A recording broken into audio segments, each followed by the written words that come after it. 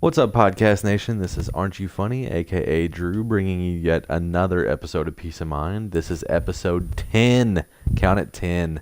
So we are making our way further and further into the depths of the episode numbers. And we have with us a very special guest today, somebody who's always involved and active in the stream and in my life, in my personal life too, really. But so we have a very special guest with us for episode 10. Figure we should kick it off right. And given a lot of things that are going on in my life and a lot of things that happened in our special guest's life as well, I think we're going to be covering a very appropriate topic.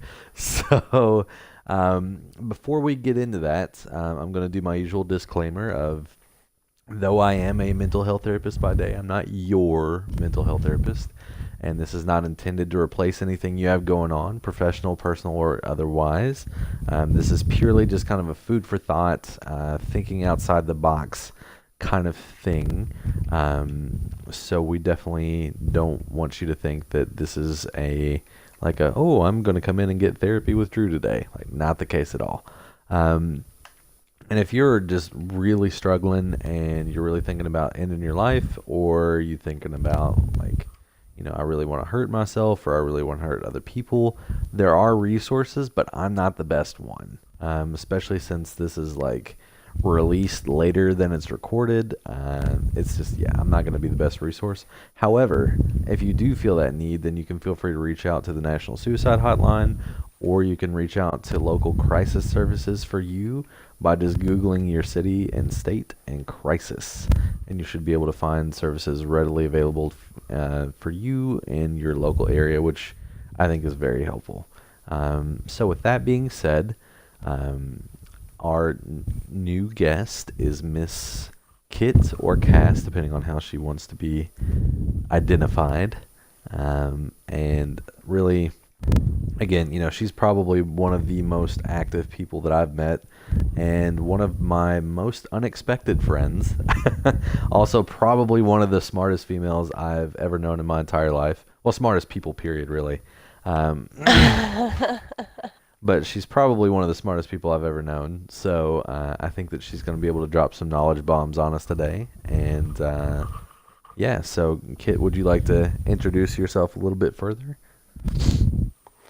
Well, I'm Kit. I'm Stubbsy's baby. This is I true. met Funny. I met Funny through my fiance, Stubbsy. Yes. I'm Australian, and I just recently moved to America. Yeah. Talk about the biggest Finally. transition ever. The Yes. biggest transition ever.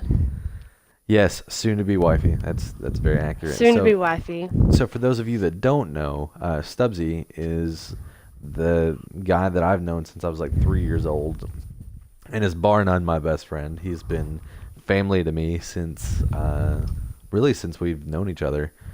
And we spent like I said, we've known each other since we were 3, so we spent the better part of our childhood together, and we have basically been brothers ever since.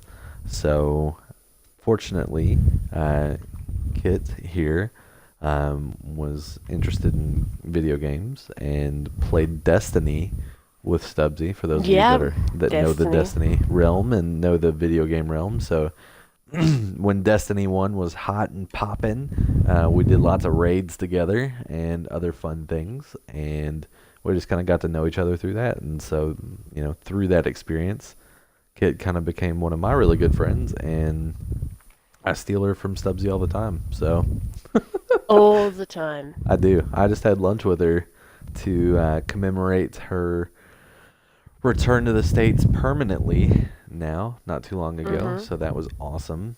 Got to go check out Tomorrow a new place. he has me for volleyball. I do. So tomorrow, while I'm enjoying some of my self-care, which is volleyball, I will be bringing her along. Get to watch me fail miserably and have a good time doing it. So, Get all hot and sweaty. Exactly. Yeah, that's true. We also we did have some good times. For those of you that are familiar with Destiny, Stubbsy helped take me to the lighthouse, which is a big deal for me because I would definitely have not gotten there on my own. So, despite some of the better games that that Kit and I had playing with other people. We couldn't seem to quite get there as a squad. So thankfully Stubbsy was around to help facilitate that, if you will. Um, good man. So so Kit, would you like to let us know a little bit about? Whoa! Would you like to let us know a little bit about your transition to the States and how things kind of came to be? Since we That's are a very talking broad about it, question, Funny. it is. Um, where to begin? I mean, it was a very long journey, Yes, for sure. and we Very, have the very time. long journey. Very long process. Very Yes. uh, tiring process. But it wasn't until like the first few weeks before I came here. I can hear myself again. Stubbsy, put me down. Um, yeah, it wasn't until like the maybe a month before I was actually moving. Like I had my ticket and everything was starting to like get boxed up. That it really kind of set in, and I'd start getting nervous and scared, but happy and sad, and there was all a mix of emotions. It was like the most emotional I've probably ever been in my whole life. Mm-hmm. Um, yeah, now that I'm here, emotions have subsided. I Excellent. feel like I'm getting back to my normal self, except the jet lag is probably the worst jet lag I've ever felt. Yeah, the jet lag does seem to be kind of kicking you in the teeth right now. Just a little bit. I'm really exhausted right now. Yeah. Um, I mean, my biggest concern with the move and like transitioning from Australian culture to American culture was it was probably the thought and the fear of not being able to survive in a foreign country. Sure. Even though, even though I knew I had the support system that I have, like Yeah. those fears were silly and irrational Absolutely. when I have somebody like Funny and Stubbsy. I mean, I was thinking about it the other day. Bunny and his family have just helped out a lot. They really helped us get on our feet in our new house. He saved my Lego collection. Simple I did. purchase of Ziploc bags. Absolutely. You never know when you'll need them. Friends have helped the transition. Is what I'm saying. Absolutely. Absolutely. Well, and like you said, you're really, and I think one of the things that we talked about. So for those of for those of you that don't know Kit, which are probably many at this point, because I don't think that you've been involved in too many podcasts, um, is so Kit um, actually came in. So she started out by dating Stubbsy long distance, and then Mm-hmm. in the process of that, um, they realized that they really like each other, and so things became a lot more serious. So she actually came and Mm-hmm. visited. How long ago was it? Almost 2 years ago. Almost 2 years ago. She came and visited in the States, and obviously, so that meant I met her. Mm-hmm. So in that process, um, I was I was living on my own at that point, which was relatively new, not too new.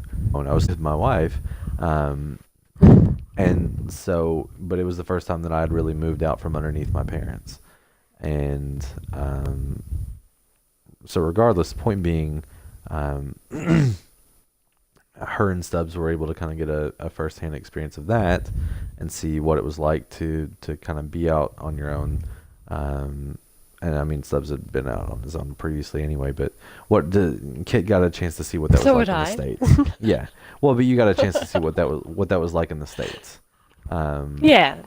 And and it's not that different, but it is a little bit different. right. Well, and so that's one of the things that we had talked about was you were surprised at how much Louisville was similar to places that you'd been in Australia, and Yeah. and so maybe tell about that and about some of the similarities that you ran into that were unexpected. I mean, one of the big things that I noticed a lot was the people Yeah, were very friendly.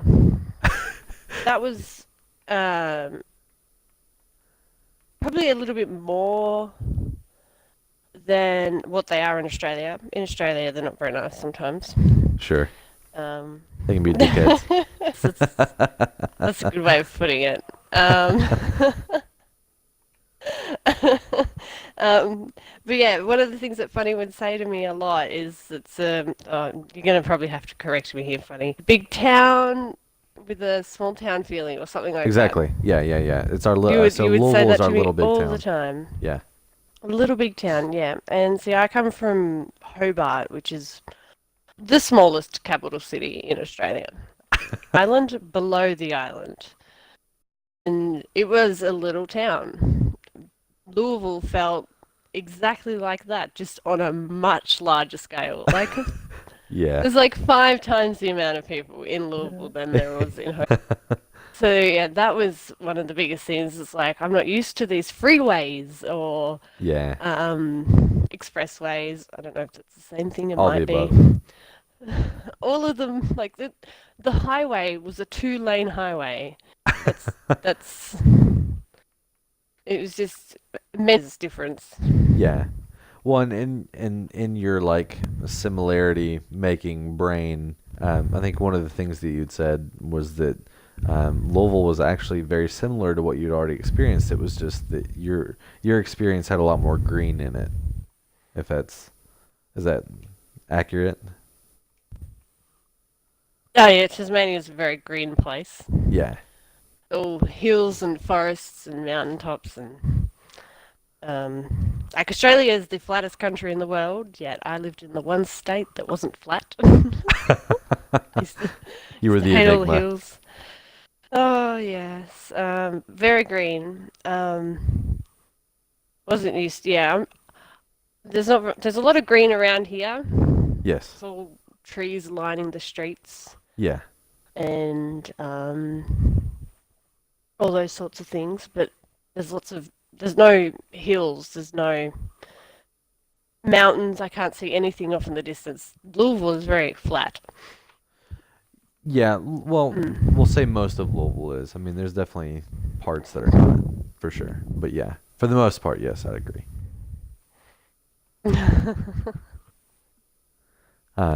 But yeah, yeah. So there's, even l- literally halfway across the world, um, you still had some similarities that you could hang on to.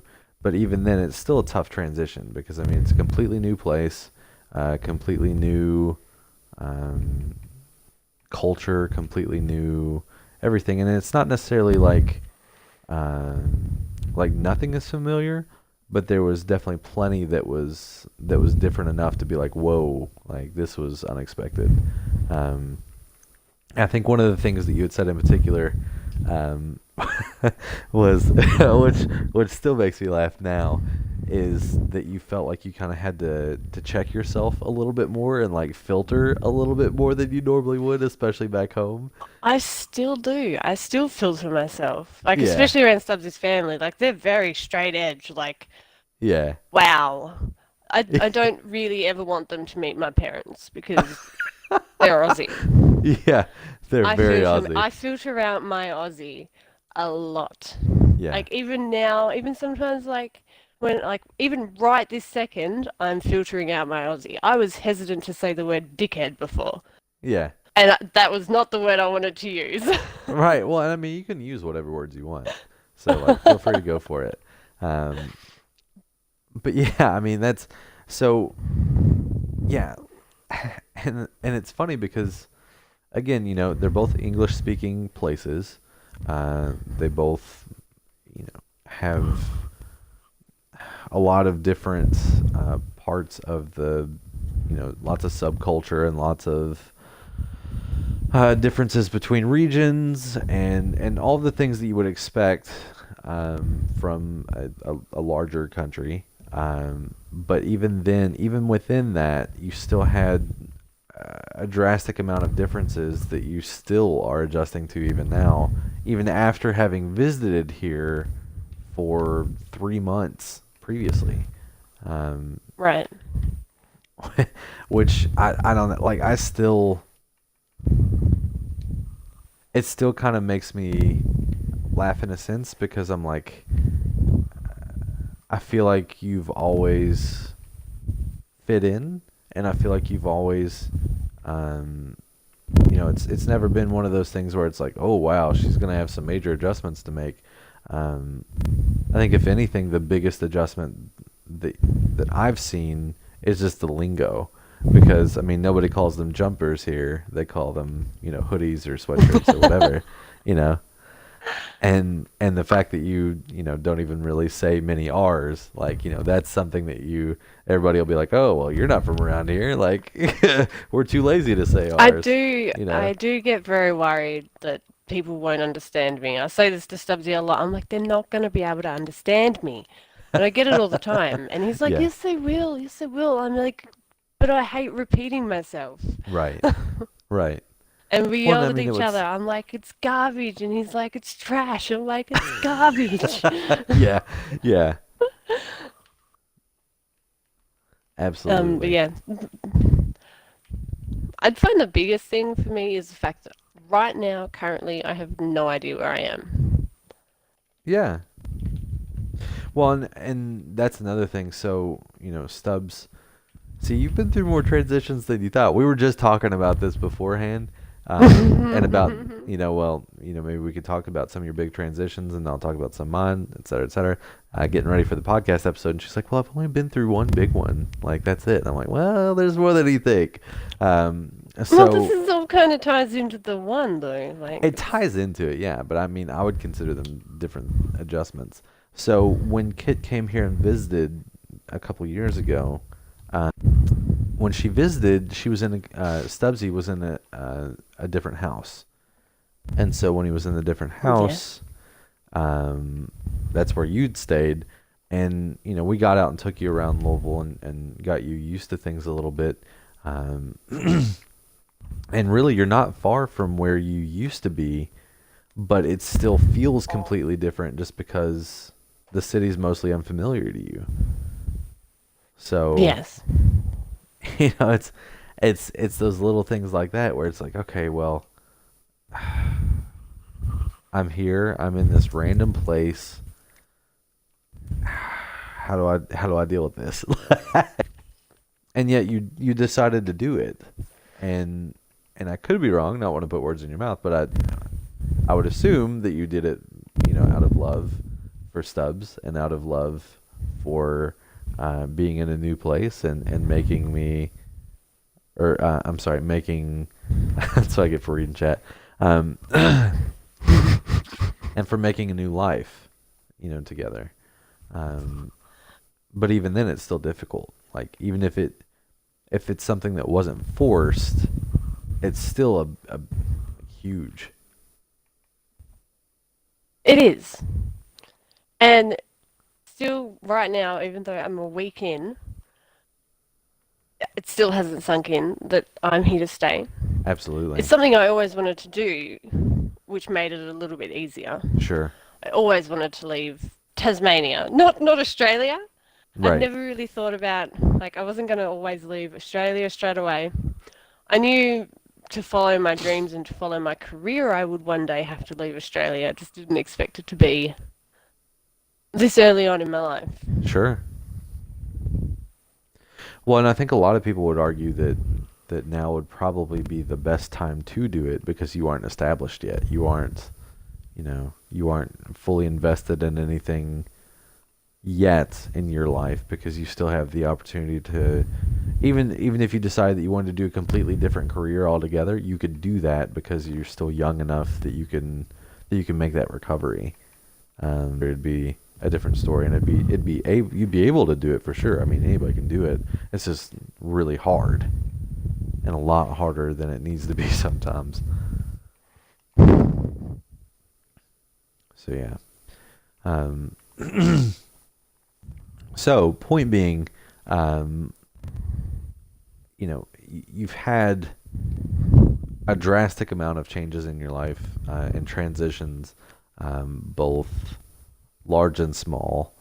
And the biggest one is the one that you're currently going through, which is also why you sound like you're falling asleep sometimes because because you've got good the jet lag going on, and even then, like you've had all of the advantages of being here, and you've had all of the advantages of getting a feel for the city, and it's not, it's this random, unfamiliar place that you've never been before. Like, you have, like you said, you have a support system established, and you've got people looking out for you. All these things going on.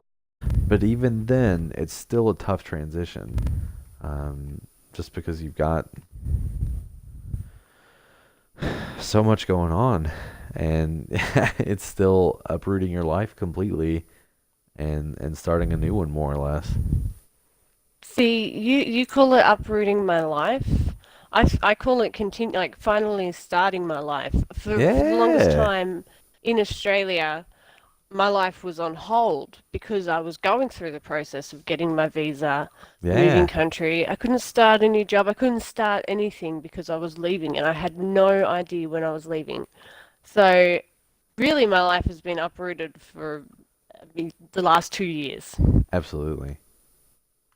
And now finally I'm able to end that transition into the next stage of my life Absolutely. and start anew. See, I love that. See, and that right there is a way that you deal with transition perspective. Like that, the amount of times, seriously, I'm dead serious. So the amount of times while I'm at work that I talk to people and I'm like, I hear all of these things that are going on, and it doesn't have to be like a positive, negative thing. Um, you know, Kits just so happen to be positive, but like having perspective and having um, this reality of like this is temporary, or I have a goal or a dream in mind, or whatever the case may be. Having that perspective and having something that you're striving for makes a huge difference, because then, like Kit was just talking about, life was on hold until she got here. So then that meant, and hopefully I'm not sharing too much here, but that meant like her going through some really tough days sometimes, and Really, really tough days. yeah, and like so I just so happen to have been around for some of these, so I don't, feel free to cut me off if you feel like I'm saying too much. Um, No, you're on. but so Kit would reach out to me sometimes when she was having tough days, and she's like, look, I don't, like, this is really tough, this sucks, like I feel very alone. But I mean, it's one of those things where you knew you were supported, and you technically knew it was temporary, but even then it sucked because you knew that, yes, I have this goal in mind, and yes, I have this dream in mind, and I know that this is where my life is going to go, but you were stuck too, and that stuck, feeling stuck can turn into some really ugly stuff. But Yeah. you managed to stay away from it. Yeah, but that's because I had you. I had that support system right from the get-go. Well, I mean, I there's a appreciate reason that. why I called you every time I Yeah, was feeling down, because I knew you'd be able to talk me out of it. yeah. Well, I mean, I feel like that's what caring friends are for. I mean, that's what we do. Well, Um, yes, it's not because you're a therapist, although no, that does probably help your situation. Totally I helps. mean, it probably doesn't hurt my listening skills for sure. Um, If Bob was my best friend at the time, I would have messaged Bob and he would exactly, have done the same thing. But exactly, you were, you know. exactly. Yeah, he just wouldn't have done it as good as me. No, not at all, because he's not a therapist. He's like, No, but so yeah, and so I think that's another good point in that again, and I know that we've talked about this in previous episodes, but I really can't stress it enough. Like being willing and able to reach out to support people is so vital to everything. Because I think sometimes it's easy to get in your own head about stuff and to lose sight of what means something in your life. And when you lose sight of that, that's when the real struggle sets in, and that's when you run into stuff like depression, and when you run into stuff like anxiety, and some of the stuff that hits a lot harder and is a lot harder to dig out of. Um, and so then when you can use those support people, and I say use loosely, I don't mean like, oh, okay, well, I'm just taking and taking and taking from these people and I'm using them in that way. I don't mean it in that sense. But when you're able to reach out to those people and say, hey, like, I need the help right now, and know that you're in like a healthy relationship, whatever it may be, friendship, however you want to define the relationship. Um, when you're able to reach out to those people and know that you'll be supported, I think that makes a huge difference. And so sometimes that means sucking up pride a little bit and saying, you know what, this is a little bit beyond me, which sometimes can be really hard to do. But I mean, that's essentially what Kit was just talking about. Like, she could have said, well, no, I'm a big girl. I can take care of this myself. I don't need anybody, et cetera, et cetera. But instead, she decided to reach out because she knew she had hit her limit. Um, so, yeah. Anyway, before I go on a monologue and I mean, go on, go on. I'm just chilling. I think the important thing is um, knowing yourself, knowing your limits, being able to reach out to other people, and being able to do that, um, and do that effectively and efficiently. So, fortunately for us, we had each other because I mean, really, like, and I doubt you're even aware of this, but there are times where I was having really tough days, and so then I would just reach out and say, hey, and see what you're up to or whatever, and that made all the difference for me because, you know, it made, I don't know, made a big difference in my day for sure. And there are definitely times where I've had my own transitions where I'm transitioning in a new role at work, or I'm doing um, a new responsibility, or probably my biggest transition recently is fatherhood. Like, I'm a new father, and I'm trying to, uh, I'm still trying to adjust to the fact that I am a father and that I'm responsible for another human being. Like, I, it still blows my mind. I don't really know how to think or feel about it a lot of the time, but I do. I do it, and I move forward, and I adjust. Um,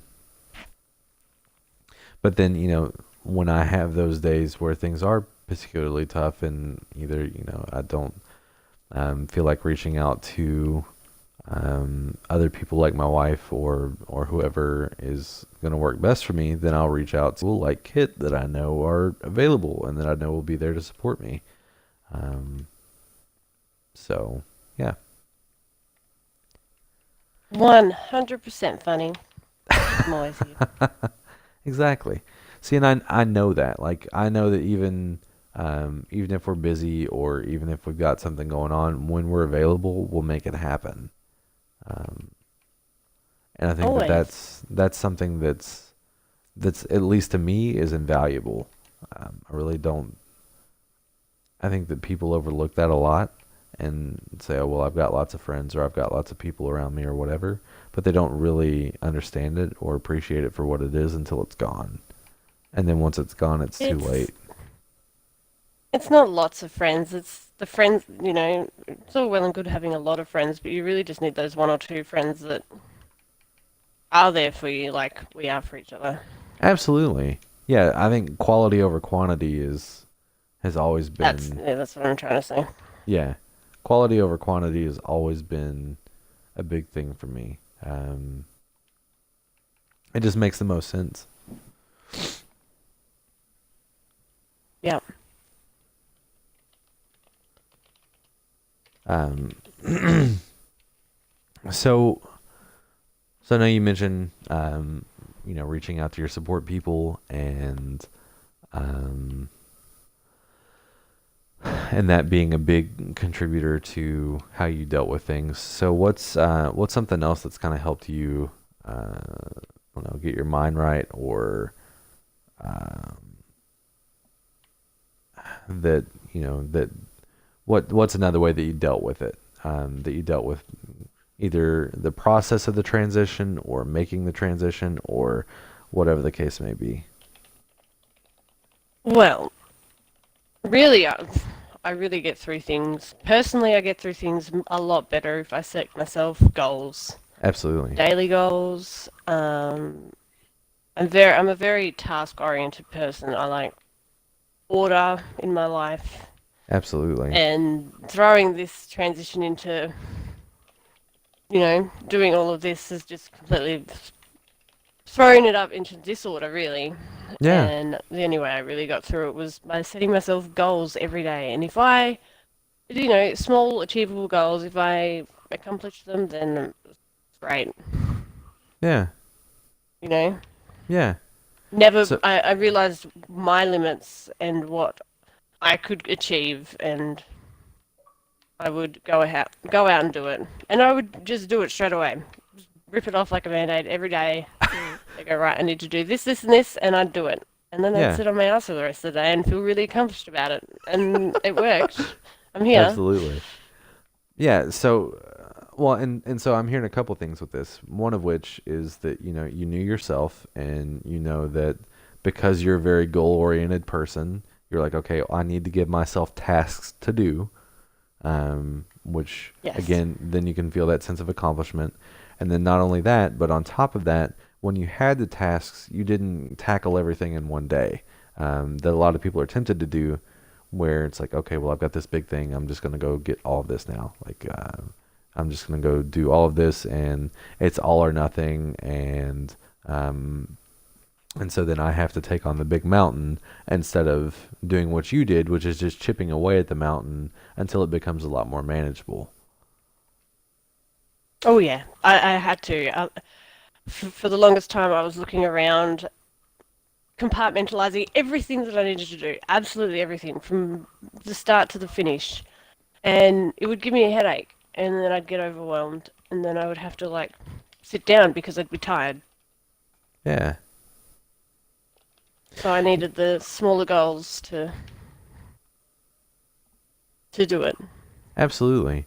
Well, again, I think that's a habit that a lot of people get into where they're like, okay, well, I have this really big task. I have this really big thing I need to do.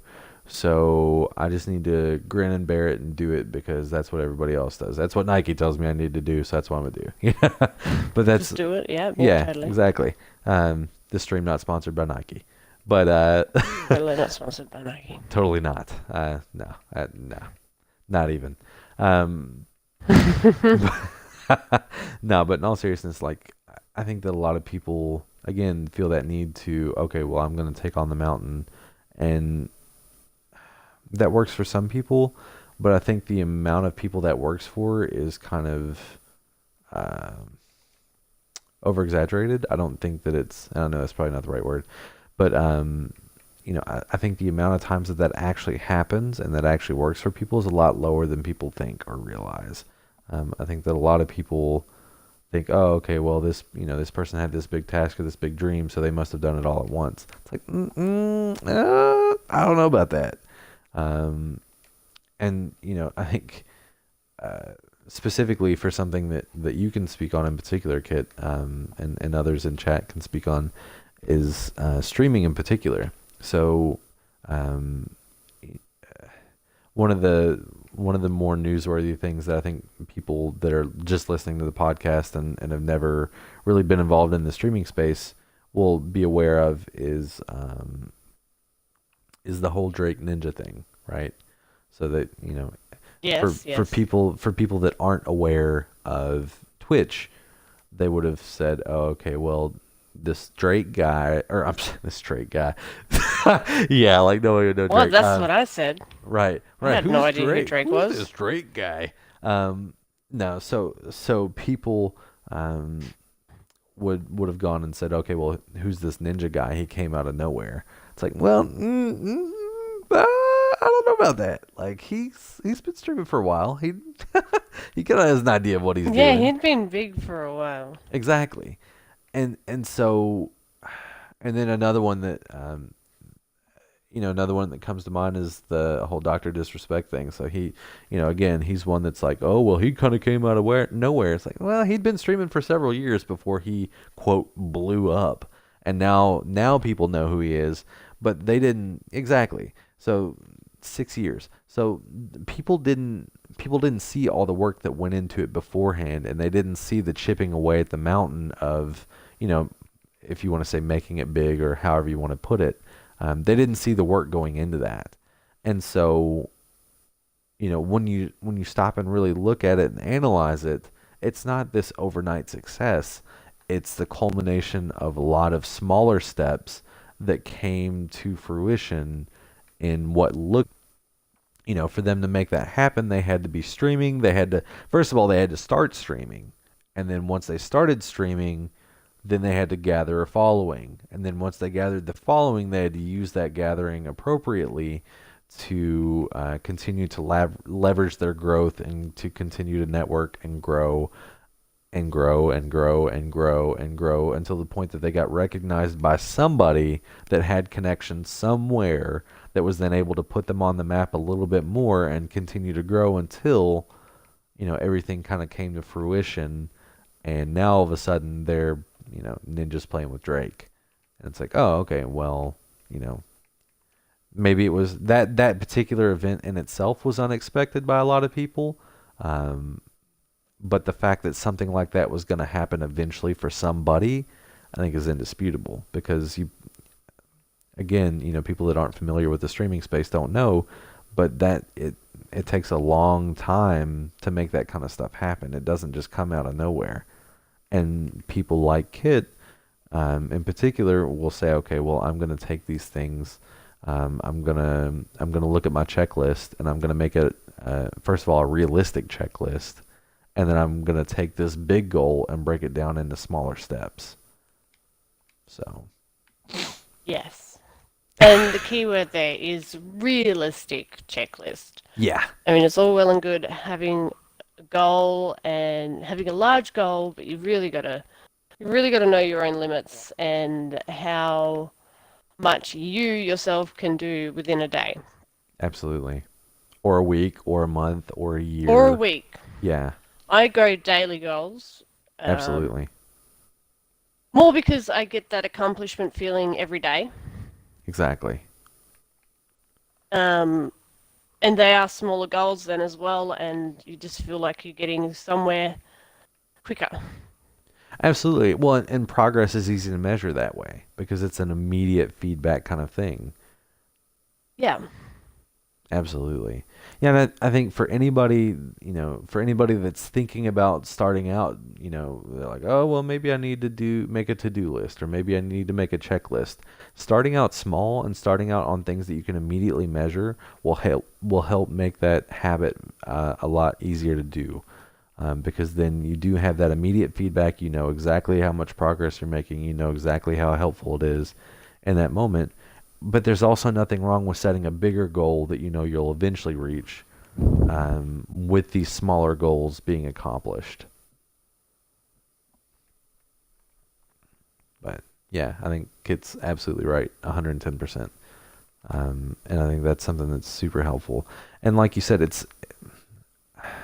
and I go back to this over and over again, and I can't remember where this saying originates, but it's know thyself. I mean, you have to know yourself. You have to, and I mean, I'm not saying that you go in equipped with all the knowledge of yourself, and you're like, oh, well, I'm just going to download myself into a database, and I'm going to learn all about myself. It takes trial and error, and it takes patience, but you may realize that you don't have patience in that particular realm or whatever, but you do have patience in this realm. And so then then you've learned something about yourself. Everything is a learning experience. Otherwise, what are you doing? um, but yeah, and again, the realistic thing. There's nothing wrong with kids having dreams, and there's nothing wrong with kids having goals or aspirations or whatever. The amount of kids that I run into that are absolutely convinced that they're going to make it into the NBA or the NFL or whatever the case may be, the amount of kids that I've run into that are truly convinced that that's what's going to happen, kind of makes me sad sometimes because I'm like, I really wish, like, you're a good kid and you deserve that, but the likelihood of that happening is very slim. And I don't want to break your dreams now because it's definitely possible, but everybody grows up with really big dreams, and then, or at least most of the people that I've run into, and then we realize quickly that there's dreams and then there's realistic goals, and those two don't always match. So, is there a possibility that the kid can make it to the NBA? Yes, absolutely. If they work hard, they've got the right connections, if they have the athletic ability, if they have all of those things, yes, it can happen. The likelihood of that happening is just not high enough. And so then you have to start adjusting those expectations and those goals and those realities. Um, so yeah, sorry, I kind of got sidetracked there for a second. Yeah, I think, but I think those things are things to keep in mind. So when you're saying that that's how you dealt with things, that makes perfect sense to me. I do very similar things. I don't write it down. I'm not quite as organized as it sounds like you are as far as like your daily checklist and whatnot. But I definitely know in the back of my mind that, hey, I'm working toward um, X goal. So in this case, it's I'll give an arbitrary one, but like, okay, I want to eventually be able to um, upgrade my laptop so that um, I can stream better, and I can give a better quality podcast. So that's something that's constantly in the back of my mind. I'm like, okay, well, what do I need to do to make that happen? What steps do I need to take to make that happen? And what do I have control over to make that happen? And as I'm constantly checking in with myself about that, I'm like, okay, well, am I working toward that goal? And if not, do I need to adjust that goal, or do I need to adjust something that I'm doing to reach that goal? Because again, you know, constant learning experience. It's okay to adjust your goals if you realize that something's not going to work out, and you realize that realistically, either A, it doesn't matter as much to you as you thought it did, or B, you're just not able to make it happen for whatever reason. So, yeah. Sorry, I got really hyped up about that. um, any more thoughts about goal setting, or times that it worked out particularly well for you or didn't work out particularly well for you? Um, I I know don't I know kind of about put, things not working out particularly well. It all there seemed to be little hiccups along the way, but it was mostly just money or things not going as planned, stuff completely out of your control. sure. And I mean, it was hard. It was hard to begin like with the initial shock, but then it was like, there's nothing I can do about this. There's no Yeah, use crying over it. right. What's done is done. Just fix it. And that happened maybe 2 or 3 times. Yeah, I remember getting messages both of those times, I believe. Yeah. And I got over it and just fixed it or whatever. Hmm. I think one of them Abs- was I realized I had to go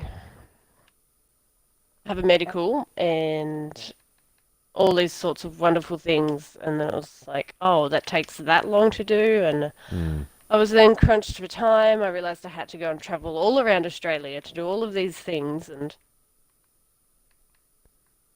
which, yeah, it put a spanner in the works, but but here you are. here I am. You made it happen. Yeah. And I mean, it's mostly you just got to realize that if it's something that out of your control and nothing you can do about it, then you're best just thinking you can do to either make it easier on yourself or I don't know, just bite the bullet and do it. Absolutely.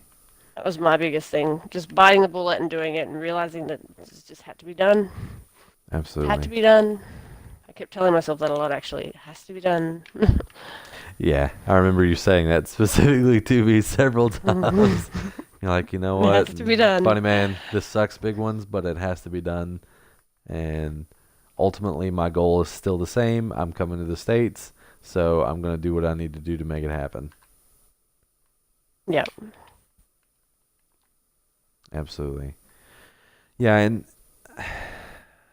and that's again, that's something else that I preach quite a bit on the podcast is like, okay, well, let's focus on things that are in your control because if you spend all your time worrying about things that are out of your control, then you're going to make yourself sick. Like, Yeah. and I can say that from personal experience. I've done that. Like, I have literally worried myself sick several times, but it's all over stuff I can't control. But once I started focusing on, okay, this is something that's in my control. This is something that I can make happen.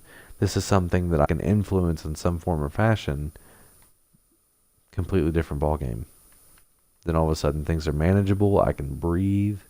Um, Yes. Yeah. yeah, all of the above. Just major difference. So I love that. I absolutely love that. Yeah. And the key is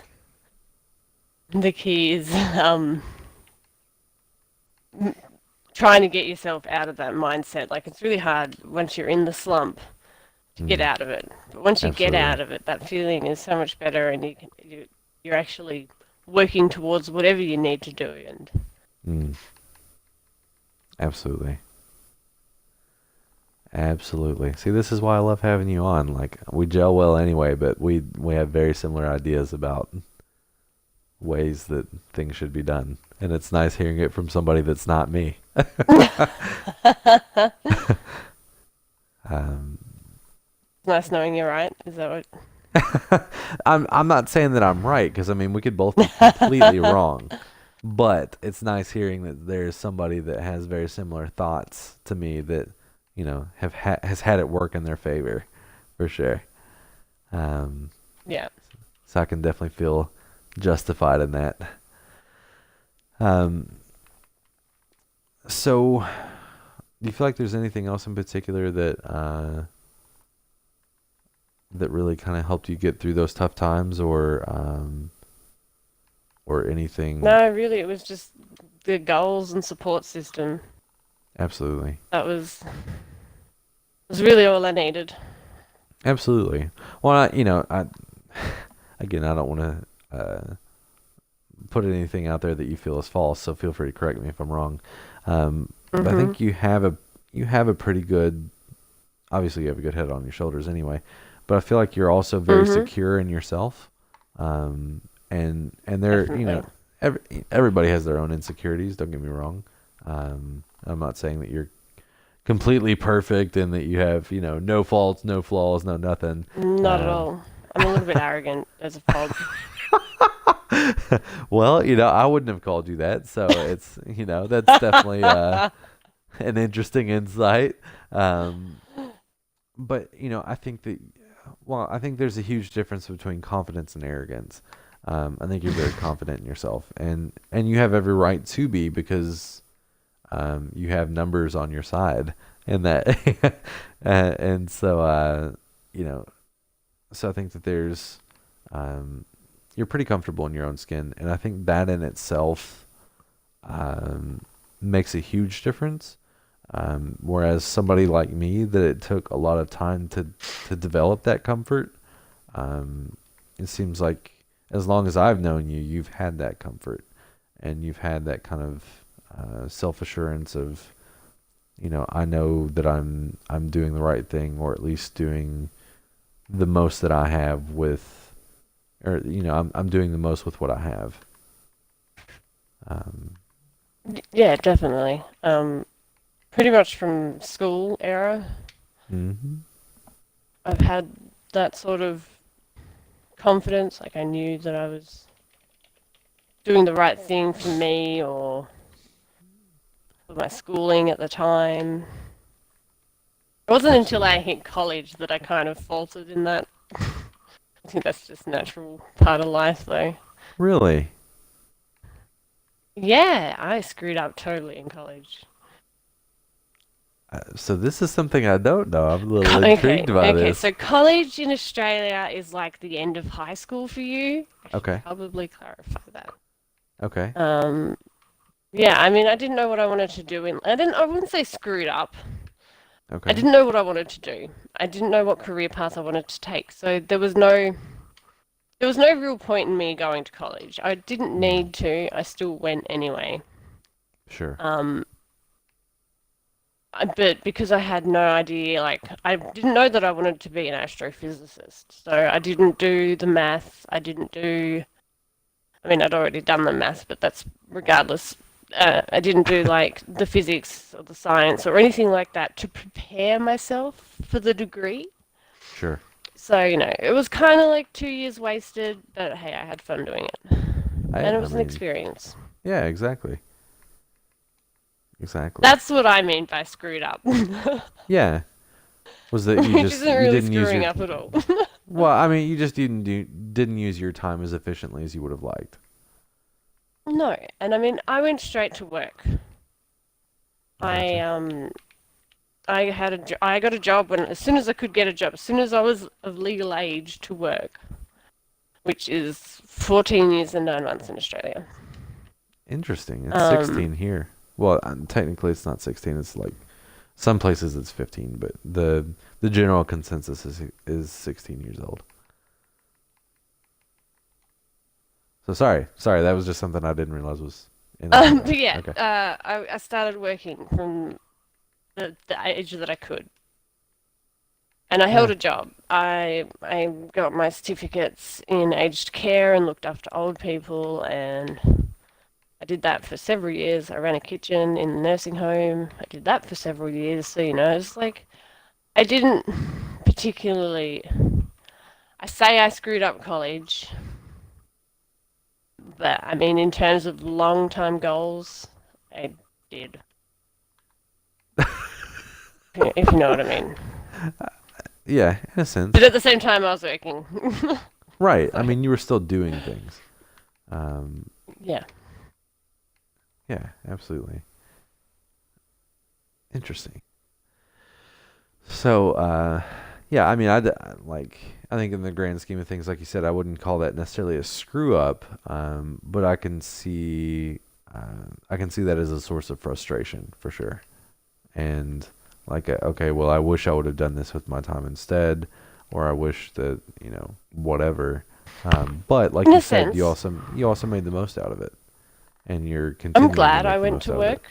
Yeah, I got over that, that initial, like, you start work and, uh, you're not the best employee oh yeah, because, you don't really want to be there.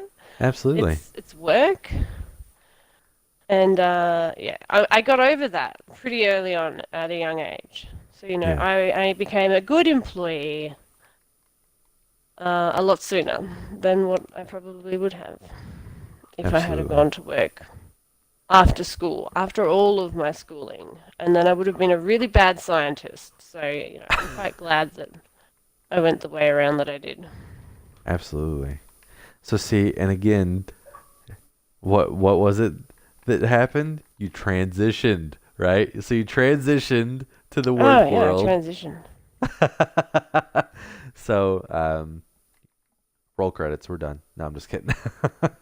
um, so yeah, so you transition to the work world, and in this transition, you learn something incredibly valuable, which is that you're not the dream employee that you thought you would be right off the bat, and so then you're like, okay, well, probably for the best that I didn't do this, because like you said, then I would have sucked at my desired career path, which is astrophysicist, which I still absolutely love, by the way. I think that's fantastic.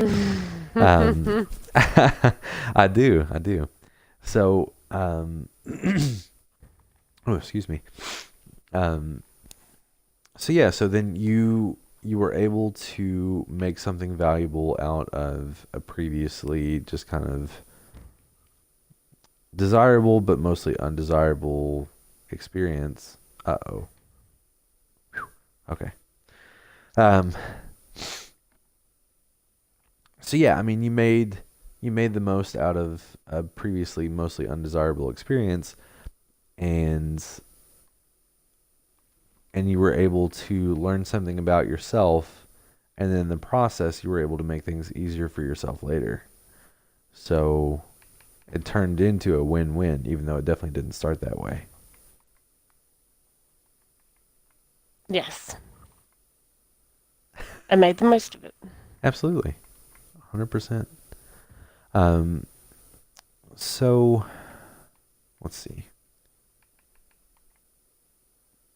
Oh, I did that first try. I'm pretty impressed. Sorry. I was doing something on my game. Um, so yeah, and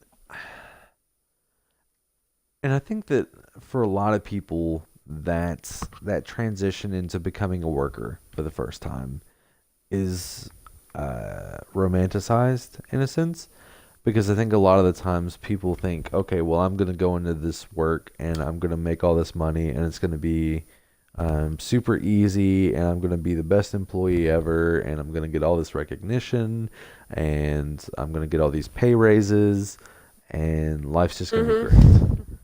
And then you get there and that dream just gets shit on. I mean, it's like, oh, wait a minute, this isn't what I thought it was. This is something completely different. Um, and so then adjusting to that and saying, okay, well, I'm not the employee that I thought I was, because obviously I really don't like my first job. I wanted to be there only because it paid for my college. I had no desire to work in a factory. I had no desire to work um, doing the work that I was doing. It was not meaningful to me. It was not, uh, it wasn't anything where I was like, oh, um, I'm not gonna make a career out of this. I don't see myself becoming a lifer here. I don't do any of that kind of stuff, and so that made it a lot more difficult for me to motivate myself to go to work some days, because I'm like, well, why? Like, they're really not going to miss me that day that I'm there, and I don't care that much about it. It's just a paycheck for me. But then I also had to remember, okay, well, I had to keep my priorities in mind and remember, well, for me to be able to get my college paid for, I need to go to work. For me to be able to continue to enjoy bonuses and enjoy just a regular paycheck and benefits, I need to go.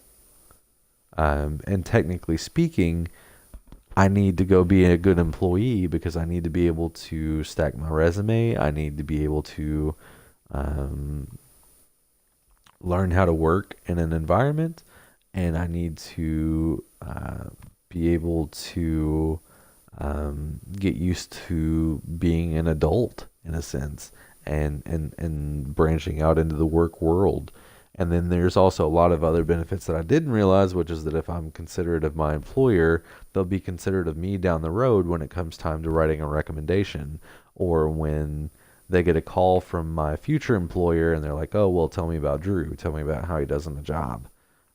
Which I didn't, again, you don't go into a job thinking like, oh, okay, well, I need to make sure I make a good impression so I can get a nice referral later. It's not exactly in the front of your mind. Um, so, all of those things ended up working out, but it definitely wasn't what I expected in the least. And so then I had to adjust my mindset going into it where like, okay, well, I need to be super aware of this stuff and I need to make sure that I'm willing to sacrifice these things and that this is a meaningful sacrifice for me. I need to make something out of this because I'm aware of myself and I'm aware that if I don't have something meaningful, I'm not going to be motivated to do it. So for me, it's finding that meaning, and for me, it's saying, okay, well, you know, what am I getting out of this, and how can I make sure that I get something out of this? So yeah, so I guess that was kind of my adjustment into the work world starting out, um, and again, I think it was one of those things. It was a similar experience to yours where I thought I was going to be a great employee, and then I realized that I wasn't. I And mean, that you're a kind kid. You don't want to do exactly, those things, and exactly. I don't it's want to just spend my natural. Friday nights messing with packages all No. day. I want to be able to go be stupid and drive around and wreck my car like an idiot, and shoot off fireworks and do other stupid things. I don't want to spend my time Yeah, sitting in a it's like factory. I don't know what it's like in America, but we used to even get paid double time on Sundays and time and a half Oh, on Saturdays. And even then, like you still didn't want to, oh yeah, still didn't really absolutely, want to go to work, but it did help a little bit. absolutely. Yeah, it kind of lessened the sting on it a little bit, for sure. Yeah, and I don't think that we necessarily get paid double time or anything like that. I think it just kind of depends on your schedule. So if you hit overtime, you make time and a half. So if you go over your scheduled amount of hours, that's when you start hitting overtime. Depending Ah, on what, we had overtime as well if yeah. you worked So over a certain amount of hours a day. But no, if you yeah, worked on a Saturday or a Sunday, you'd get up. yeah. No, for a lot of places here, that's just kind of like well, if that's when you're scheduled, then suck it up. Granted, there would be times where I was working, and I don't want to put any names out there because I don't want to affiliate or whatever, bash anybody. Um, where I was working in particular, we had a peak season, and so when peak season came to be, that meant that you would be working an extra day. So it would be a Saturday or a Sunday or a Friday or whatever, depending on your schedule. Um, and so when that happened, you would make extra money. So it did, again, like you said, it would kind of lessen that sting a little bit and lessen that blow of having to do it. But you did still have to do it. Like there was no optional.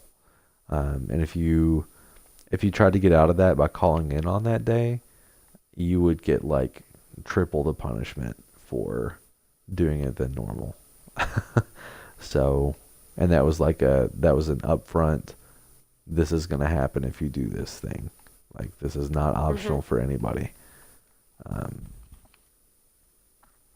so yeah, so there are definitely incentives built in, and there are definitely things that can help. But like you said, you're still a kid. You don't want to do that No, stuff. you don't want to. You don't want to.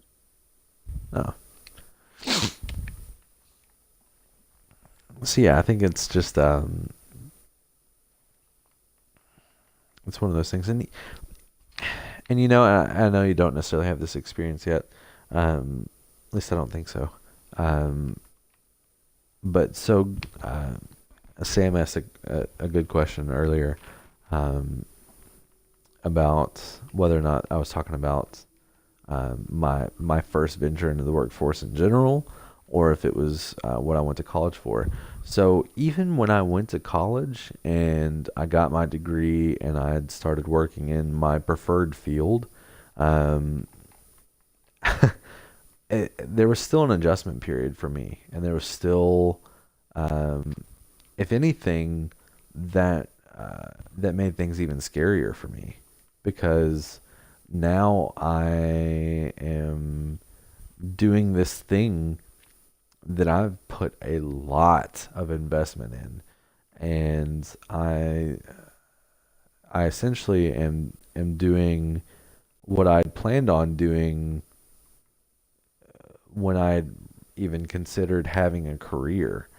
So I really, and I mean, I still do this. Sorry, I really have to get my head right for this, a lot, because it's very meaningful stuff for me, and because I'm like, well, if I'm going to contribute to the universe, this is how I want to make it happen.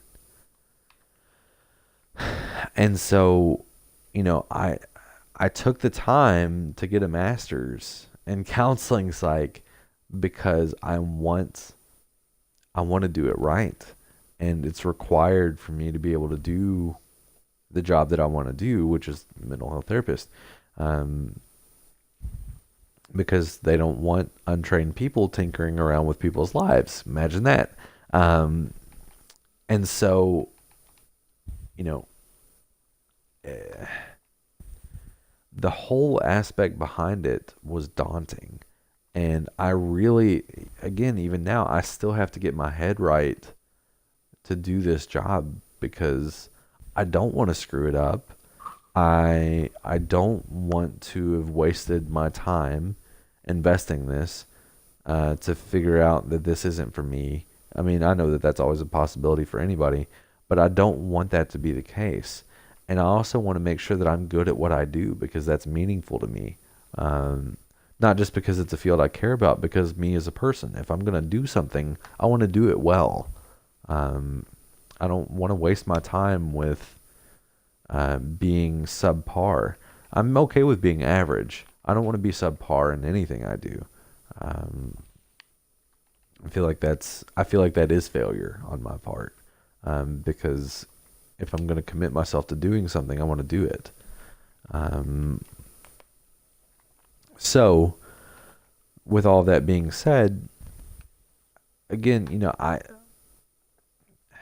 I was more motivated to be a good employee when I started that. Um, I was a lot more motivated, interested in my field, which made me want to go to work more often, because I was doing something that I cared about. Um, but it wasn't. Even then, there's still aspects of my job that I don't enjoy, in the least. And the very first thing I can tell you is paperwork. I am not a fan of paperwork. I did not sign up to do my job to do paperwork. There are other people that enjoy doing paperwork and that find it meaningful and enjoyable, and I appreciate you all and I applaud you. That is not my jam. I did not sign up to be a therapist so I could write therapy notes. But it's a necessary evil. And so, because of that, and because of the way my job is structured, I dedicated time and energy to become better at writing notes, to the point where I have been asked to help other people improve their note writing. And I've been asked to kind of like unofficially train and mentor others in that. Um, I appreciate that. So, I, because of that, and because I know myself, and because I know what I want to do, and I know what I want to accomplish, and I know that for me to make that happen, I need to suck it up and, like Kit said, just do it and bite the bullet. Rip off the band-aid. Exactly, just rip off the band-aid. So I decided to dive into it head first and just say, screw it, I'm gonna do it. And and so when I started doing that, and I started dedicating the time and energy to make that happen, I made things a lot easier on myself. And I basically, it was made, uh, I was made very aware of the fact that paperwork was going nowhere and that was going to continue to be a requirement for our job, so I had no control over it. So I decided to do what Kit said, and I'm just going to rip off the band-aid. I'm going to make the most out of it. I'm going to focus on what I do have control over, which is how well I do my paperwork and how easy I can make my life. So, you know, I listened to my supervisor. I took her advice because I'm like, well, she's been doing this long enough. I should know. So I leaned on my support people. I made the necessary mental adjustments and I sucked up my pride and did some trainings and did some other clinically related things that I could do to make myself a better note writer, and it's paying off for me now because now again, I'm teaching other people how to do it, because I've been recognized for doing it well in my job, and then and again, it's something I don't enjoy doing, but because I decided to do that and because I decided to make these adjustments, it's made those things possible. So, point being, it's just another case in point of what Kit was talking about when you're dealing with things.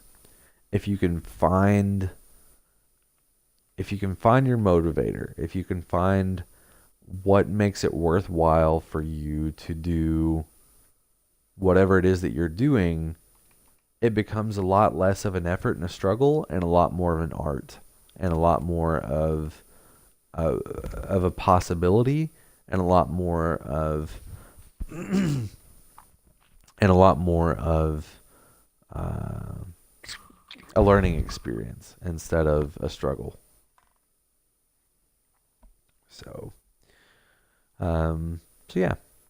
So I already gave Kid a heads up beforehand that I'd probably share some of my own experiences. So I know she's been sitting there patiently typing in chat and whatnot, but but yeah, I just that's the kind of stuff that I think about, and again, I think that Kid's very smart, and she gave some very good examples, so I wanted to be able to illustrate that.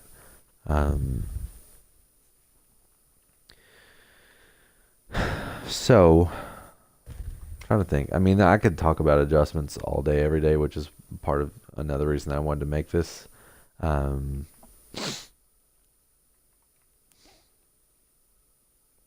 so, is there anything else that you feel like we should discuss as far as this concerned, or any stories that you wanted to share that you didn't get a chance to yet, or any other ways that you deal with things that you thought about while we were talking that you feel like sharing, or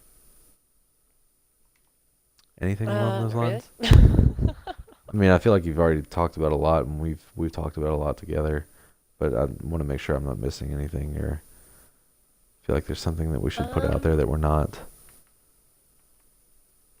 No, like, I mean, while you were talking, I was just thinking, like, you kept mentioning swallowing your pride, and, that's probably one of the biggest things that people have to do in life. I don't know Yeah. what everybody else is like, but having to swallow your pride is really hard. Yeah. Yeah, and it's you really do just have to do it. You either spend an hour stressing over what could be or what could happen or how things could happen or any number of outcomes. Like I have a really bad habit of thinking about every single last possible outcome of a scenario, from the good to the bad, and I'll stress over them. But you could either spend an hour long doing that, or you could just rip off the band-aid, bite the bullet, whatever saying you want to use, Absolutely. and just do it. You saved yourself an hour of stress. Absolutely. And the more you do those things, the easier it becomes as well. Absolutely. Yeah, repetition is key with that for sure. But yeah, swallowing your pride, probably one of the hardest things you'll ever do in life. Oh, God, yeah. Well, and to kind of piggyback off of that, like, I know I kind of mentioned this briefly in I think it was episode 7, how I cope. Um, when I was a teenager, I did not know how to swallow my pride. Like, I knew everything, and there's no way you could convince me otherwise. And I think that was probably one of my most shameful moments as a human being thus far. Because now I like, if I don't know something, uh, you won't even be able to get out a timer to see how quickly I will say I do not know. And I will like, whoo, if I don't know something, I'll be like, you know what, I don't know, but it's possible that this person will, Give me or it's five possible, minutes. yeah, it's I'm possible gonna that this find out. resource will. Yeah, I will help you find the way. But until then, I I will do show not you the know the way. way, and I will not be knowing the way until we find this together. Um, Hmm. and so yeah, I mean, you again, don't like, get anywhere in life or learn anything in life if you cannot admit to yourself what you do not know. absolutely. Oh my goodness, yes. And Mm. the more that you're willing to do that, the more you're going to learn, and then the more likely it is that you won't have to admit ignorance.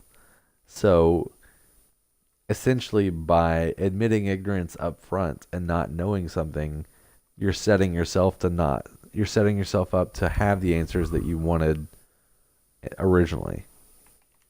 And I So mean, like, yeah, here's another big transition for you. I went yeah, from high school, where I knew everything, hmm, and I was pretty close to knowing. Like, I was top of the class kind of student, oh yeah, and that was all well and good. So that was my earliest, like my last school memory. And then I figured out what I wanted to do in life. I went back to school, and I really struggled. It had been a really long time since I'd learned. I'd struggled to learn, and I didn't really realize that I wasn't the only one in that boat sure, until I turned around and said, "Hey, I don't know this. I need help." And it was everybody was like that. It wasn't just absolutely, me. It was everybody else. You would be surprised how many other people are feeling the exact same way that you are in that moment in a group setting, absolutely, obvious. absolutely. Yeah, You and are not alone. oh my goodness, not at all. And there, like, any good teacher, professor, whatever you want to call them, any good educator says that in class, and even then, you're still kind of like the doubting Thomas. You're like, oh yeah, whatever. Like, You're meant to say that. yeah, You're you're paid paid to to say say that. that. Yeah, I'm just stupid. I just don't get it. No, that's legit. The amount of people that probably have that same answer or same question or one that's similar is astronomical. And the amount of people that have the guts to stop and ask are very small. But when you're the Yeah, one that's few and far willing to do between. that, yeah, exactly. When you're the one that's willing to do that, that says a lot about you. And then your classmates end up thanking you later as well, which is a completely unexpected thing. Granted, there are some people that will ask questions that have already been answered, and that will get annoying because that just means that you're not It listening. does. Um, and especially when you do it all the time, you don't want to be that person. So you want to make sure that you're paying attention. But if you're asking a question about the content that has not been answered yet, or that hasn't been obviously answered, and you need the obvious, the outright, yes, this is it answer, um, then a lot of the times people will thank you for that because they may have been confused about wording or they may have been confused about whatever. But the point is, they weren't getting the material, and you helped that happen by asking a question and swallowing your pride. Um, so yeah, so you end up making the classroom a better place for yourself and your classmates. That's a win-win. And it's it's kind of funny. I like even now, so we have regular staff meetings at my work where we'll have every Thursday morning we have a staff meeting where we all get together so that we're up to date on what's going on in the company, and so that we're up to date on what's expected of us and how we need to be performing our jobs, et cetera, et cetera. So a lot of the times I've because people know me now, I've gained the reputation for being willing to ask questions on things where most people won't. And so then when something seems unclear, I'll I'll kind of get people looking back at me like, "You gonna ask about this?" You know, or you know, are you getting Giving you this? the eye. Yeah, yeah. It's kind of that like, are you getting this, or are you gonna ask because nobody else is asking, or whatever? And I don't care to do it because ultimately, like, I'm fine with saying, "Hey, I don't get this." And it's if especially if it's something that I care about. I care about my job, so I want to know the most that I can to help make myself be successful. And you know, being the person that I am, I want all of my coworkers to succeed as well because I think it's a very meaningful profession. So because of all that, I don't care to swallow my pride and say, "Hey, I don't get this," or "Can you explain that in a different way because I'm not getting it the way that you're explaining it right now," or you know, "So I hear you saying this. Is this what you're trying to get at, or is this what you've been saying the whole time and I'm just not getting it?" Like, you know, whatever. Regardless, it's like a semi-educated question where it's like, okay, obviously I've been listening to the material and obviously I've been invested and interested. I'm just still not getting it. So yeah, so I'll do that at trainings, I'll do that in the classroom, I'll do that at work, I'll do that wherever, and people appreciate that. So then they will come to me and they'll say like, "Hey, did you get what they were talking about?" And because I ask questions, I'll be able to explain it because they didn't have the guts to ask it in the meeting or whatever. Um, yeah, so somebody in my chat just brought up an excellent point. I love this. Love this. So he said one of the best things I've learned growing up is it's okay to not know or not have an opinion on everything. And that is, oh, that's so true. And I think one of the other things that's really important with that is that even if you do have an opinion on something, you don't have to insert it. Because a lot of the times there's a time and place, and most of the times and places are not in a professional or educational setting. So probably an unpopular opinion here, but I'm going to put it out there. Politics, you know, politics does not belong at work in a big meeting. If you want to share it with a coworker that you have a good relationship with or whatever, cool. But pushing your political views out there in a place where you're supposed to be focused on work is not going to be helpful to much of anybody.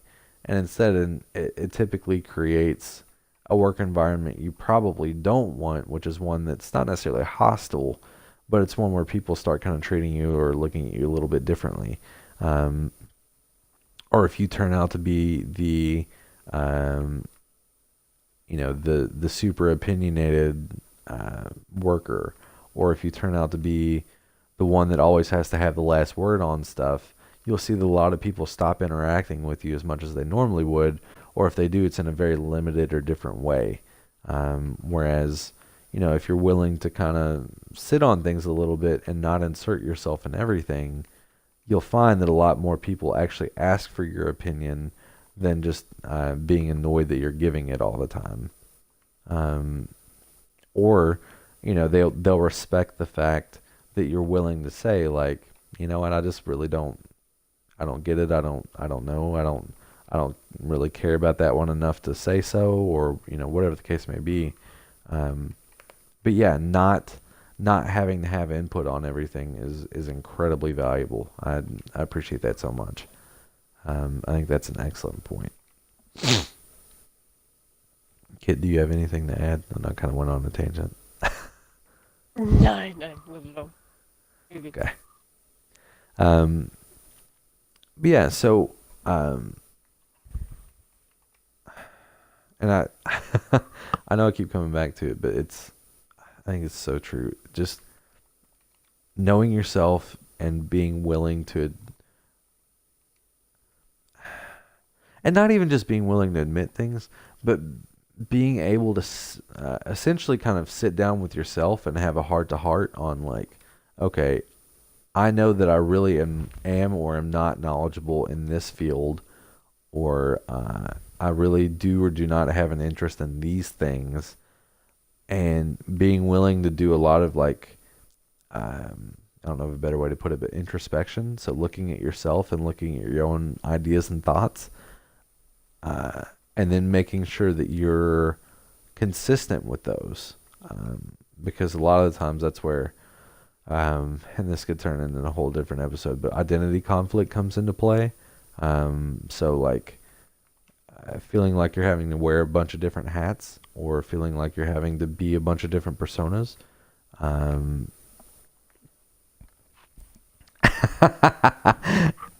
um, you feel like you'll have to be a bunch of different people or do a bunch of different things or whatever the case may be. That comes into play when you don't really know what you believe or think.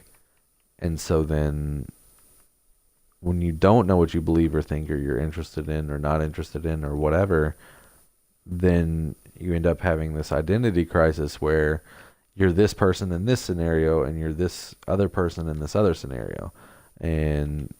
And then the two end up eventually meeting, and the people that you did that around are like, well, what's this? So then you have to explain things, and it just turns into this ugly mess.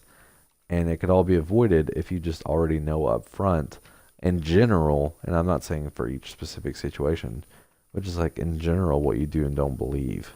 Because I think that makes a huge difference. So, what are your thoughts, kid? Yeah. I actually wasn't paying any attention. Somebody was just telling me he was going to bed. Oh, it's all good. It was 11 o'clock. Yeah, it is a little late, isn't it? Good grief. Um, no, basically, I was just saying, like, if you don't know what you believe and what you don't, if you don't know what you believe and you don't know what you think and you don't know what you do and don't care about, it can kind of make an identity crisis, or make it, where you're wearing a bunch of different hats, or feeling like you're a bunch of different personas or characters or whatever in different scenarios, and then you're stuck juggling all of those and balancing them and all that good stuff. You need to just be you. Exactly. Be you, boo boo. Be be comfortable in your own You can be skin. different personas and still be you. Absolutely. You can be outgoing and timid all at once, like me. Absolutely. It does not matter. Yeah, as long as you're comfortable with your decisions, the rest of it, and you're not causing harm to people, the rest of it doesn't really matter, because ultimately you're the one that has to live your everyday life.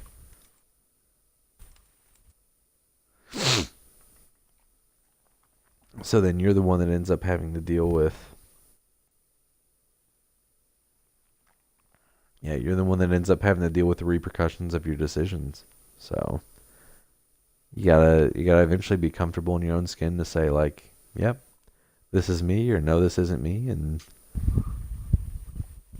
let the cards fall where they may, because you did your part. And I mean, and those cards are inevitably your own cards, and you should be happy with them, because you made those Exactly. decisions. You didn't let anybody else weigh in on them. You chose for yourself. Exactly. Kit over And here you'll is a find those people in your life that like that person. So, you know, make your own decisions. yeah, and that's a really good point. So, then on top of, having the personas and having all that stuff, then it's like, well, do they like me, or do they like this character that I've created? And then when you're being true to yourself, you don't have to worry about that. Yeah, because it's not a character you've created. The character Mm-hmm. you've created is you. It's not like an image that you project for other people, but Absolutely. 100% just you. Absolutely. Yeah, and I think a great example of this for me in particular, and Kit, maybe you'll be able to give one as well. Like, and actually, you've already kind of talked about this now that I think about it. But for me, so I filter myself more at work than I do in my personal life, just because I know that I need to be professional, and even then, I'm still true to myself, and I don't change anything fundamentally about what I believe or what I think or anything along those lines. I don't sacrifice any of my values or my goals, but what I do is I put a professional filter on things. So I'm careful about what language I use. I'm careful about how I present myself. I'm careful about how I decide to interact with other people. And I'm very cognizant of my own thoughts and my presentation of those thoughts while I'm at work because I'm doing something to help other people, and it's purely professional. There's no personal gain by it. There's no none of that stuff. Um, so yeah, so I'm not creating another persona. I'm not being another person. What I am doing is making myself more effective in that particular situation. Mm, Yes, definitely. Yeah, making yourself more effective in the situation is the best way that you could have put that. absolutely.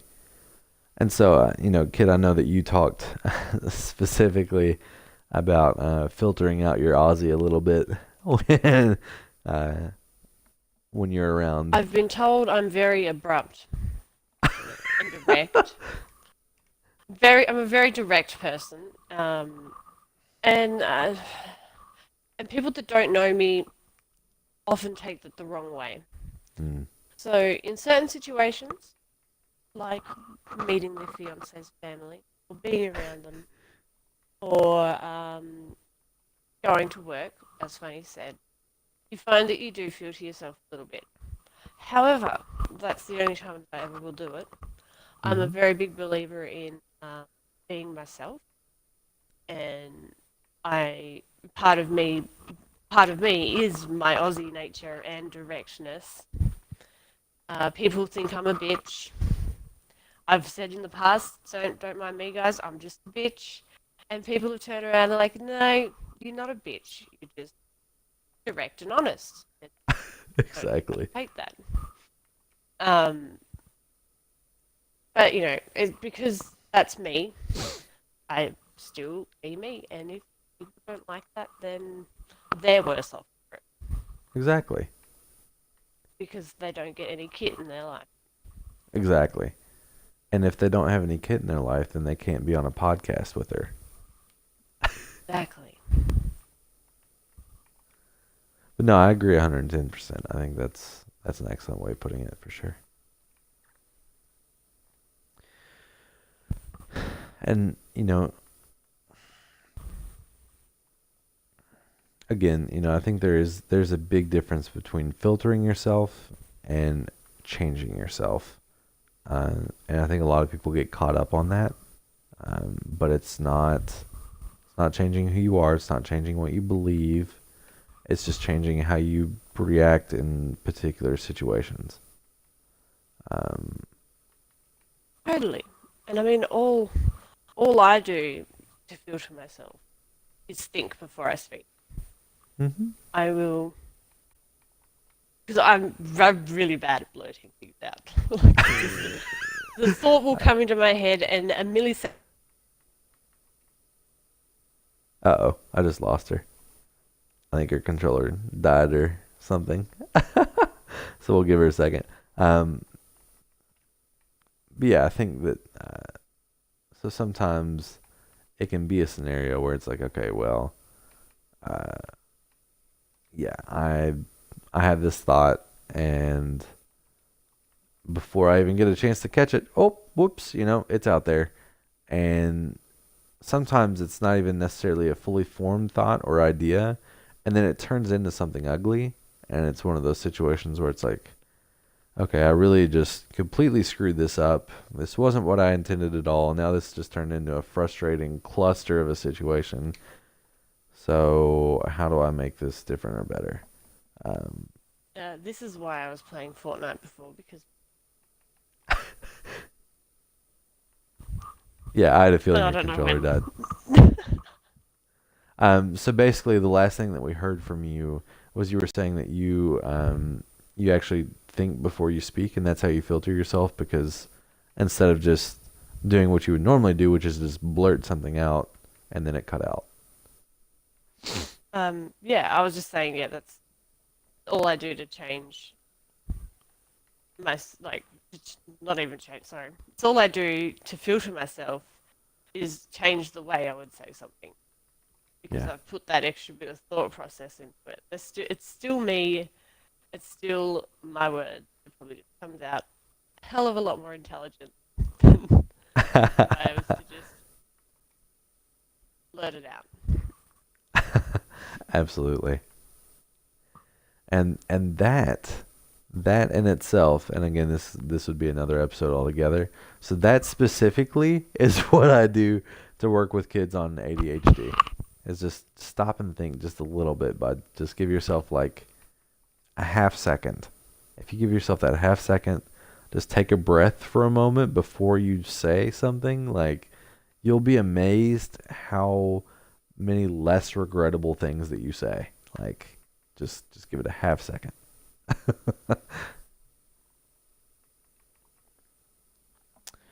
Um, so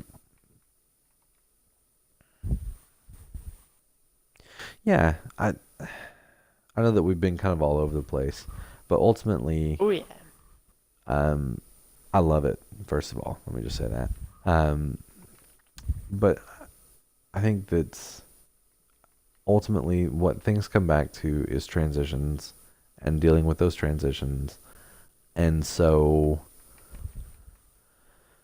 with that, I think definitely just being willing to swallow your pride, sometimes ripping off that band-aid and just getting in there and saying, you know what, I'm gonna make this happen. And if you don't like it, you can suck it. And Mhm. I'm gonna be me and do who I am. And because ultimately I live with my decisions, um, being willing to admit ignorance when that comes into play, just having a good mindset. Oh, checklists. Hello. So checklists Mhm. and goals and reasonable goals, uh, sense of accomplishment. What else am I missing? I feel like there was more that we had talked about.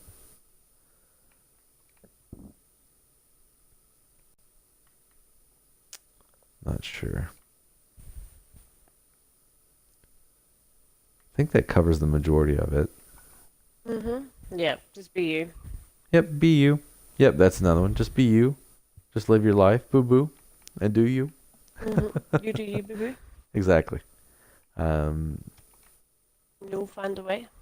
exactly. And being comfortable in your own skin. I think that's another one. Just being comfortable in your own skin, being willing to admit your faults, and kind of having uh, that moment to look inside yourself and say, yes, this is what I believe, or no, it's not. Um, so do you feel like there's anything else we're leaving out, or anything else No, that I really you? feel like we've just covered life in general today. I would agree. So life lessons from Kit, everybody. We're done with the podcast forever. Enjoy. Done. Kit's nailed it You completely. got. Mhm. And Kit is now a certified life coach, and you can find her at lifecoach.com/Katari. Now, um, That's not a real so website. no, not a real website. Please don't go to that. I don't know what you'll find there, and I can't be responsible for that. Uh, So I feel like there's somebody that would go do that and be like, "Man, you lied. That's not her." No, um, twitch.tv/Katari. yes, twitch.tv/Katari. So that's KIITARIE. Um, so I don't. What are you calling your community nowadays? Ah, we are the kitten caboodles. Kitten caboodles. That's right. Because I like the Kit Kats, and you Mm-hmm. went with something else, and got a little hurt about that, but it's okay. No, just kidding. Um, so yeah, feel free to come by and join her kitten caboodles and enjoy her lovely Aussiness and enjoy her unfiltered. Where I have no filter. Exactly. So this is pure, straight from the tap kit, live for your viewing pleasure. Zero So, latency, yes, go Twitch. yes. So hopefully soon, zero latency. Um, and then, do you have any other socials that you want to shout out, or anything, any other projects or Nah, I'm things that you're Katari interested in? everywhere. If you can't find me as Katari, then I obviously don't have the website. Yeah, so Twitter is one that she's particularly active on. She technically has an Instagram, but she's not on there very much. And I have them all. yeah, I have Discord. Steam Katari, Discord Katari, hashtag Discord. 011. There you go. So she's very active on Discord. She's in like 16 I'm very different active on channels. Discord. I'm in like 20. She's also a moderator in my channel and probably about 10 others. So, 30 others. yeah, exactly. So she's very active in the Twitch scene, very active on Twitter and on the other socials. So you can find her anywhere on there if you want to ask her about astrophysics or just life in general. If she doesn't know the answer, she'll find one for you. But Through Facebook and everything it's about. well, that too. Um, but yes, I'm sure she would highly welcome some discussions about astrophysics 100%. because that's her bae. Great. She hates that Hey, I word. don't have a bay. She hates that word so much. It's banned in my chat. It is. Unless we're talking about like a bay or an ocean. Exactly. That's BAY though. So Yeah, totally. That's spelled correctly. We ain't missing any B's. so yeah, so I think we've pretty much covered everything. So thank you, Kit, for being such an awesome You're guest. welcome. I appreciate you doing this because I was like, you know what? This is perfect. I want to talk about transitions. If there's anybody I can think of that's had a huge transition recently, it's Kit because she's started her new life and she's got all these crazy things going on, and now I get to have her as an active part in my life in the real reels. I touched his butt. Exactly, she did touch my butt. It's accurate. So yeah, on my end, speaking of transitions, because there are those of you that are not aware on the podcast. So starting this Thursday, I will no longer be streaming on Twitch. I will be found on Instagram. You can find me there too.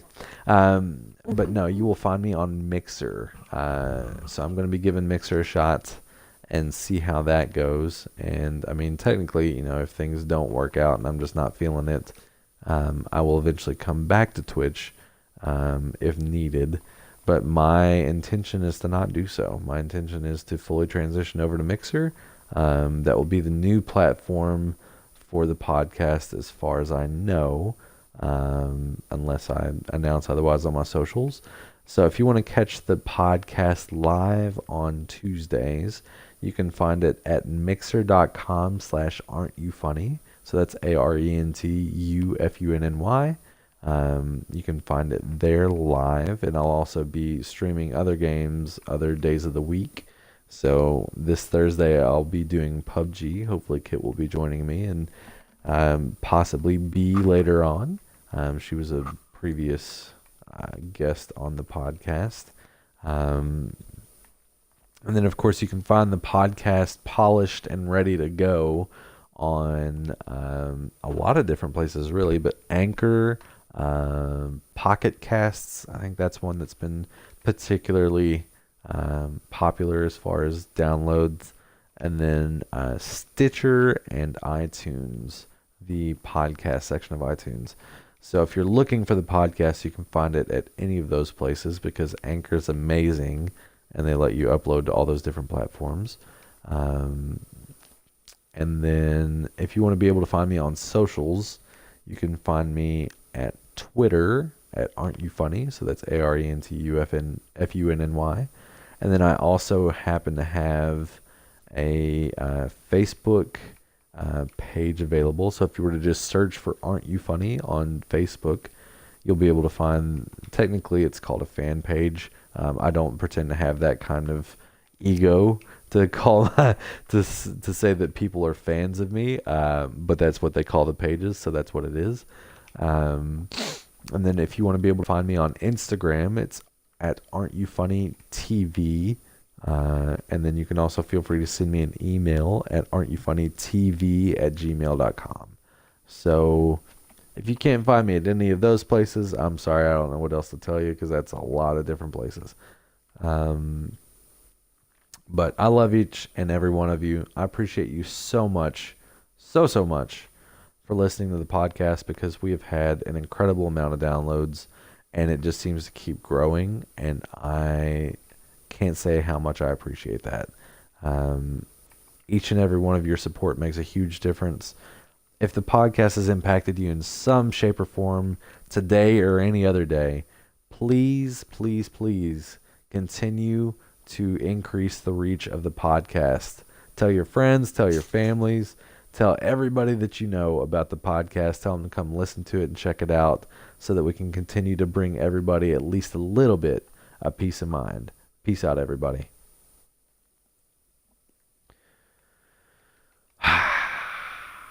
That felt good.